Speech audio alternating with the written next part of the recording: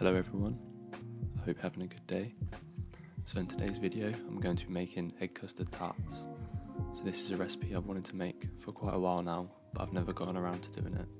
I had a bit of trouble in the video today, which I'll explain later, but I think the end result's quite good. It's really easy to make. So I'll show you how to make it. The pastry I have here is identical to the pastry I used for my Butternut Squash Pie video. So if you need a reminder on how to make it, just go back and check that video. I'll also leave the method in the description below. So I'm just rolling this out into a large sheet about the thickness of a pound coin, which should be about right for the size of tart I want to make. So here's the pastry all rolled out. I'm going to take a cutter that's about the size of the tart case. So this is where I made my first mistake. So these discs of pastry should be much larger, as the pastry is going to shrink when you bake it. You'll see an example of this in a minute. So here I've got the discs of pastry that I just cut out, and I'm going to press them into the tart case.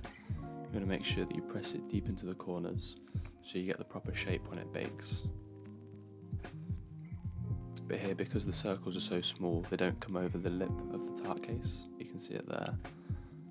So when I tried to blind bake them, which is what I did here, about 180 degrees for 10 minutes, the pastry shrunk right back in and it puffed up, so there's no way I was going to be able to fill them afterwards. So I tried again. I just made another 200 gram batch of the pastry and rolled it out again to about the thickness of a pound coin. This time I took a larger cutter, so I've got a bit more dough to play with. You can see here the dough comes up further up the side of the tart case. This means when it bakes it will shrink down, but it will still be the size that I want. You can see there it's much bigger. But the tart case is ready to go in the oven. I next decided to make the filling.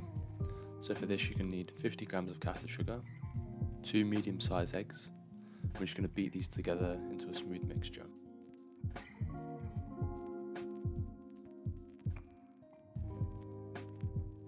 To this mixture I'm going to add 1 teaspoon of vanilla extract, then 250 ml of soy milk.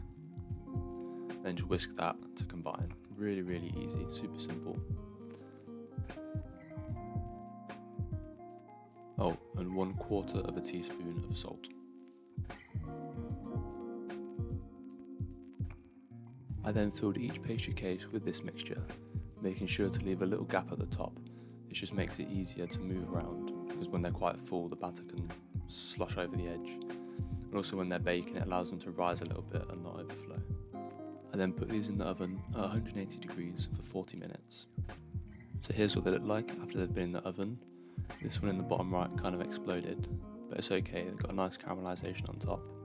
It took a while to pry them out of the mould, but they all came out nicely in the end. I think they look quite uniform. They've obviously got their little imperfections, but I think that's what makes them unique. The bottom's nice and crispy, no soggy bottoms here.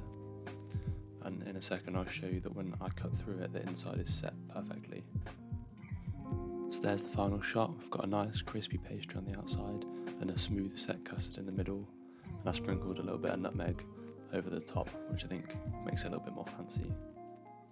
Hope you guys enjoyed the video. I really enjoyed making this one, so I've wanted to cross off my list for a while now, and I'll definitely be making this one again. Thanks for watching.